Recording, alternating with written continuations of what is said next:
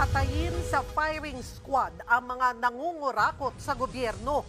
Yan ang panukala ng isang mambabatas para raw matuldukan na ang korupsyon sa bansa. Paanong matitigil ang pangungurakot sa kaban ng bayan? Dapat daw matindi ang parusa riyan. Pero gaano katindi? Base sa inihaing panukala ngayon sa Kamara, gustong i-firing squad ang mga mapatutunayan ng Sandigan Bayan na sangkot sa graft and corruption, malversation of public funds at plunder. Kabilang dyan ang mga elected at appointed na opisyal ng gobyerno. Sa ilalim ng panukala may safeguards para masiguro ang due process. Dapat katigan ng Korte Suprema ang conviction ng opisyal. Kailangan ding dumaan ito sa mandatory automatic review process alinsunod sa konstitusyon at dapat naapila ng akusado ang kaso.